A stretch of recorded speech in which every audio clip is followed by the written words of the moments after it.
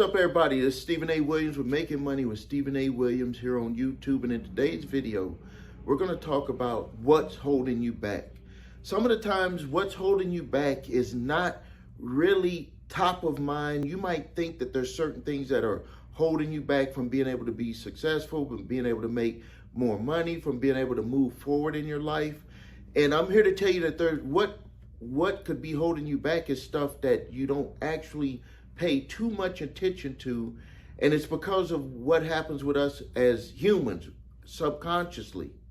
See, you may not be aware of this, but I'm going to make you aware of this, is that our subconscious mind is like a computer, and it will work on what you put into it 24/7. It never falls asleep. So have you ever had this expression where someone came up to you, or someone said this to you? They came up to you and they said, you look like you got a lot of stuff on your mind. And you're probably thinking about one thing.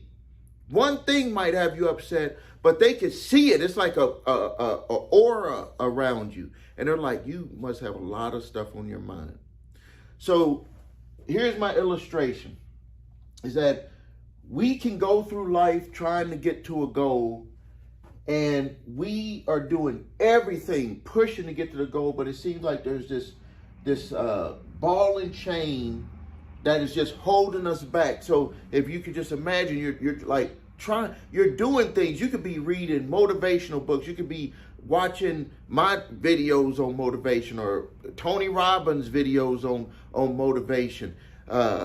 Anybody. You could be watching Oprah about videos about or TV shows about motivating and going for it, and having that positive mindset to just move forward in life.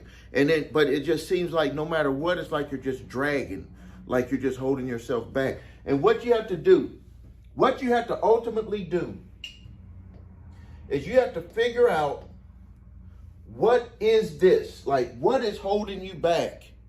And then it will cut that chain. You will see that you will propel forward. Like, you will propel forward. Once you cut that chain, you will see that a lot of that resistance will go away. And I think one of the main things that people get confused about is they think that this has to do with everything that they can see and feel as resistance. So let me show you what this resistance actually could be. Parts of it. And this is the stuff that you think about. So if we have that ball, and that ball is sitting there on the floor, and you're just looking at it, that ball is just a ball, is what you're looking at. But if we want to represent what is inside of that ball, this is that chain, this is you continuing. This is the stuff that you're thinking about either consciously or subconsciously on a daily basis that can either propel you to move forward or stop you from being able to move forward. So if we were to break it down, and this can be good and it can be bad. I'm just going to give you some things that you can think about. So you can just write on a piece of paper what's going on with these individual topics that we're going to talk about. So what's going on with your family? Is your family, your immediate family, or even family members that you might go around from time to time, are they giving you, not by advice? I'm not talking about advice. People can give you advice. I'm talking about, are the conditions with what you're going through with your family conducive to allowing you to move forward with success? Because if it's not, you have to remove yourself from it. And I know that can be a hard thing, removing yourself. I've had to do it with certain family members, and you might have to do it with certain family members, because remember, it's your life. You have to live it, and at some point in your life, you're going to say to yourself, did I do what I wanted to do for my life? You can't live for other people. You have to live for yourself. And as a matter of fact, when you live for yourself, you actually help other people relate back to you, because you're telling them how they need to treat you. And if they don't treat you that way, then you tell them to go on their way, and you will see that your success will actually make them go away, because they can't stand your success. So at first, what they'll do is they'll come around. They say you're dumb, you're stupid. Why are you trying to do this? Then when you become successful, they have these looks on their face, and then these smirks. They try to give you advice, and you're the one that's successful in business. They're working a 9 to 5. Not that there's something wrong with a 9 to 5, but a 9 to 5er can't give a business owner who is working their way up to success advice. And so they'll make those comments. But then when you become successful, and this is what happened to me. So I'm giving you real information about what happened to me with my family. Once I became very successful, well, first, a level of success where my business supported me and my family, and then very successful where my business just took off to where there was no question about the success. Then certain family members retracted away. And so you might have that. The other is beliefs. What do you believe in? Because certain beliefs can hold you back from being able to move forward with success, especially with making money. I've seen people who have certain religious beliefs hold them back from being able to make more money. Or maybe there's some beliefs that they have about business people. Maybe there's some beliefs about certain types of businesses. You need to understand and reconcile. All of this is about reconciling, because once you reconcile it, you're going to cut that chain. So what are your beliefs when it comes to whatever you're doing with business? Another thing is capabilities. You could try to do a business, but deep down inside, you don't believe that you're capable of doing what is required. So rather than just always having your mind, your subconscious mind, work on, because you're going to get what you think about. So if you think I'm not capable, guess what you're going to get? You're feeding that to your subconscious mind. So over and over and over again, I'm not capable. You say it one time, subconscious takes it like a record. It's just rolling like a record. So rather than I'm not capable, what can you put in place to make it capable? Either people, either automation, or you learning how to do it. And no, it's not going to be easy, but if you get into that mode, people, automation, learning it. People, automation, learning it. Have your subconscious mind think on that, and you will start to see that the doors will open, because no longer will capabilities hold you back. You're looking at possibilities. How about indecision? You want to do something, but you're afraid to do it. You haven't made that decision. But let me flip it over for you. What if you knew, and it can't be this way, but I'm just going to tell you, what if you knew you were going to be successful?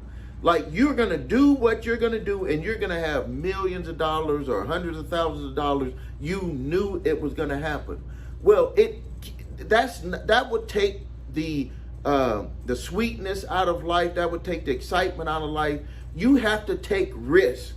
We all have to take risk, and you got to just go for it. So rather than being indecisive, how about being decisive on the steps that you're going to take to get to the next level? Be decisive about the steps that you're going to take to get to the next level, and let that run through your subconscious. I'm taking steps every night. You could imagine the steps that you're taking to get to that level, next level of success. Politics. Are your politics? I threw that one in there because I see a lot of people letting their politics define them when they need to understand it does not matter. I've made it through President Clinton, but Bush, the first Bush, Clinton, George Bush II, Obama, Trump, and Biden. So six presidents while I've been in business. And I can tell you that I've been successful through all of them.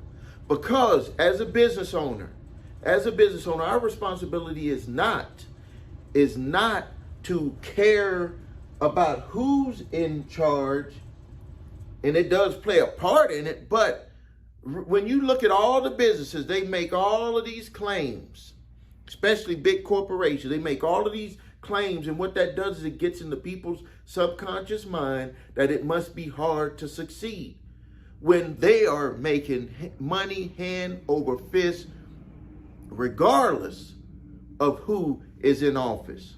And you need to understand that regardless of who's in office, you're responsible for building your company and figuring out what's going to allow your company to be able to move forward, regardless of who is in office at any given time. At any given time. So don't let your politics hold you back. Money. Started my first company at the age of 21 with $500. That company made multi-millions of dollars. For 34 years, I had made boatloads of money with just a $500 investment. A $500 investment. What I say to people is that you need to prioritize your money to get what you need to have in place and to be able to move forward with your business. You spend money on other stuff, you're going to have to prioritize. My wife and I did it. We said we want to be successful in business. It's going to take money. We started with, we had to get a computer back in 1990. Computers were not cheap. Computers were not cheap. That $500 put our computer on layaway. That computer was a 286. People don't even know what the hell a 286 computer was. And computer cost almost $3,000 back then for a desktop computer. But we had to have it. And what we did is we prioritized the money that we had, the little money that we had, we prioritized to be able to get that computer because look, it set us up for success in the future. A lot of people don't want to put out that money because they think it has to be a guarantee. Remember, I said you got to start working on these other things. This is going to all of that works together. Some of it might be a little bit heavier for you. Some of it might be a little bit lighter for you. It all works together because all you see on the ground is that big ball. That big black ball. That's what you see on the ground. But you don't see what's inside of it. This is what's inside of it. Next thing is your feelings. As a business owner, you cannot let people, number one, make you feel a certain way. Number two, you have to control your feelings. You have to get yourself up in the morning and get yourself to feel a certain way. And you're going to have to manipulate your own feelings. And you will start to understand that the further you go, the more you do with manipulating how you feel, that you actually start to really find out that we all have a choice in the way that we feel. Because if you don't feel good, you're not going to do nothing. I would say that this one right here, if we were to kind of say what was the percentages on stuff for what we have right here, I would say that this would be like half of it. Because you're not going to do nothing. You're not going to invest in anything that you don't feel that it's going to give you a certain feeling on the inside first, because you can't have the benefit. You don't get the benefit of the stuff right away. So you have to feel like it's going to work. You have to feel like you have a certain feeling in your body. That's why car dealers have you test drive the car, because they want you to feel how it feels to drive that car, how it feels to have people look at you in that car. They're hoping for that. So for yourself, you need to start imagining, how would it feel to be successful? How would it feel to have people come to you for information on building a business, for information on changing their financial life? You need to start asking yourself, how will that feel? Because that's going to be the new you. Finally, and there are more, I just didn't want to make this video too long, is environment. A lot of people feel that they cannot move forward because of their environment. Environment is one of the easiest things that you can change. One of the things that I did for myself when I was 18 years old is I changed my environment. I was like, where I'm at in my life, it's just not working. And what I did is I, in a sense, erased myself out of a certain environment, and I joined the United States Army. that would be considering changing your environment so you can open up and see things a little bit different, to have a clear idea on how you want to move forward in your life. So changing your environment, it can be done in several different ways. Sometimes environment is where you live. Sometimes environment is all, like, everything encompassed on what you're seeing. And, if you see people not where you want to be too much, that's an environment. Like, how can you envision yourself being a rich person and you don't live where rich people are at? You're constantly seeing poverty. It's not going, it's going to be a weight on you, because you're going to say, I want to do something, but I see this all the time. And I actually went through that when I was building my first company. The services that we provided were in a lower income, medium to lower income community. And what I had started, I had this conflict on the inside. It was like, I'm successful, but I see people who are not successful. And what I ended up having to do was I ended up, number one, trying to help people become successful.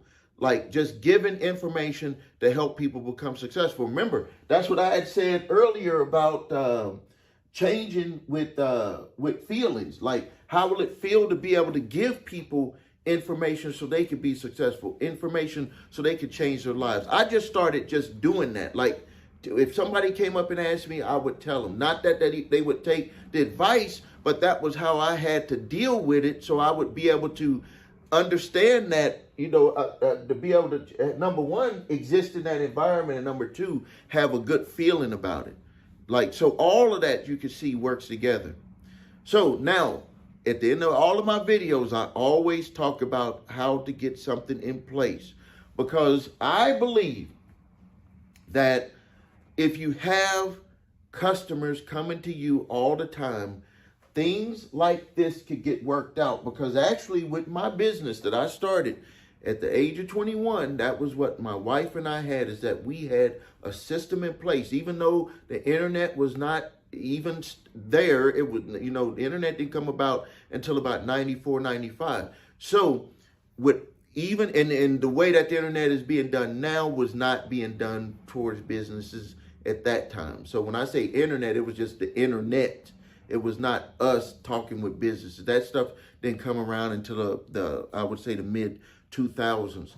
But you got to have something in place that's going to continually bring you what I call QPC, qualified potential customers. So let's talk about that real quick.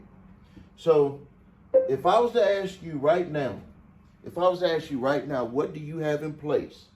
What do you have in place to bring you qualified potential customers on a daily basis? Because if you have qualified potential customers coming to you on a daily basis, guess what's going to happen? It's going to give you more opportunity to make sales. It's going to give you more opportunity to learn what your potential clients want.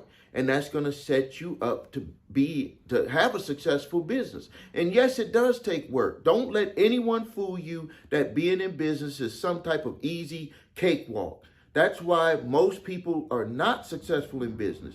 But I can tell you, if you were to put on a table and you had or a big spreadsheet and you just had one tab, you could filter it out and you could look at all of the successful businesses.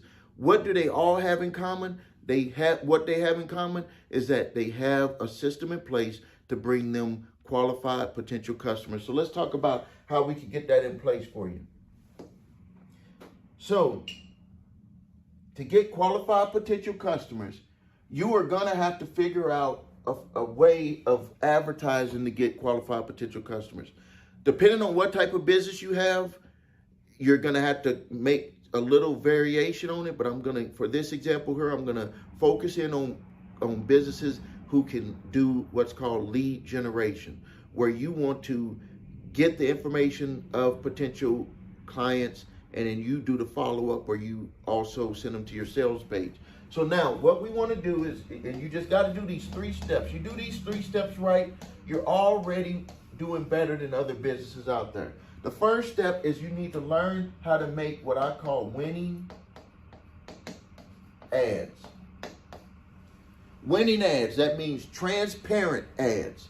No lying, no bait and switch, none of that stuff. We want to be transparent. This is what I'm offering, and when they click it, you want to get their information. So what we do is we get name, email, phone. You can get that when they opt in. Get that information. You can even go further than that. You can have a more a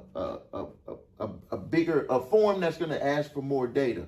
I basically leave it with name, email, phone number. The reason why is because the person needs to kind of get more information about what you had to offer. Your ad is not there to sell them. It's there to just get them to opt in to get more information on it. So once you make winning ads, and then once you get their name, email, phone number, or maybe just their email, you want to send that to your sales page, or it could be appointment page. I know some of you may be in the insurance business. You want to have, they can only set an appointment for you to talk to them. This is all you need in place. This is all you need in place. Now, let's break this down. When you have winning ads, the benefit of having winning ads is that you can duplicate success from those winning ads. You can increase your budget.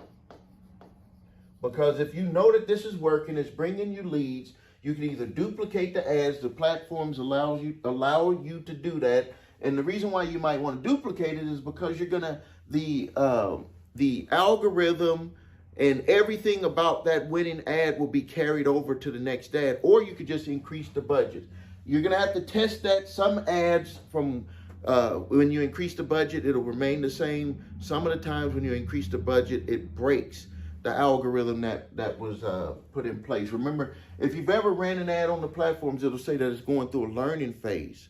That's why when you have that, when that learning phase is done, you can just duplicate that ad and usually get the same, similar or almost exact same results. Now, next thing is we want to get that information, because what we're going to do is we're going to put a follow-up process in place. This is your know, like, and trust. Know, like, and trust. You see someone over and over and over again for what you've given them, clear, transparent information about what you had to offer. They opt in, and then you put a follow-up process in place, usually email and text, and also calling. If you have sales reps, if you don't need to have an appointment, but you can also add that all in there. That follow-up process is the know, like, and trust. And you see it all the time out there where people will be like, this company is always in contact with me. It just becomes part of their subconscious. So when they're ready to make a move, the reason why you see attorneys advertise over and again, car dealers, lenders, credit cards, the reason why they do it all the time is because when you get ready to make that decision, they want it to be easy for you to remember who to go to. And they saw your ad, maybe for whatever reason, kid got hurt at soccer, got in an argument with their spouse, something happened at work, anything. What you want to do is give your business the best situation to maximize that qualified potential client. That's why I call them QPC. So when you get leads, those leads are actually QPC. It's better than just like going out there buying leads, because these people were interested in what you had to offer. And then next, depending on what business you have, you want to have them go to your sales page. And when you have them go to your sales page, you can see there's certain tools that you can see how long they're on your sales page. Obviously, if you make a sale, case closed, you just had a victory there. But some of the times you're gonna have to go through a process, a learning process for your own company, where you'll see people, and there's tools that are out there that you can see how long people are looking at your sales page. You can see the pages that they're clicking through on your website to make their decision. You can also see cart abandonment, where they were about to order, but something made them not order. That. Let me tell you a quick story. That happened to me this weekend. The suits. I'm looking at getting one of these stretch suits that, you know, they're flexible. I got a few of them that I bought from Nordstrom's, but I'm looking at making an investment in like kind of changing out all of my suits to those types of suits. And I put it in the shopping cart. Like, they went above and beyond to try to look at body size, weight, all this stuff, because they're trying to be an online company. So it's going to be a lot of money to get that front end client. But once they get the suit, experience it, it's what they said it was going to be. I'm pretty sure that people will go back there again and again to buy more suits. But that's what they're paying attention to. And in that shopping cart, what I'm pretty sure they're going to do is they're going to email me and they're going to say, you know, you almost bought the suit. You know, they'll have their own wording, but they'll say, was there any questions that you had? Was there something that you didn't understand? This helps you get to understand your customer's buying process, and then you'll be able to make that better. So once you have all of that in place, winning ad, opt-in QPC, follow-up process, where you're letting them know more about you and your company, or just your company, and then a sales or an appointment page where they take an additional step to actually make an appointment, you got it.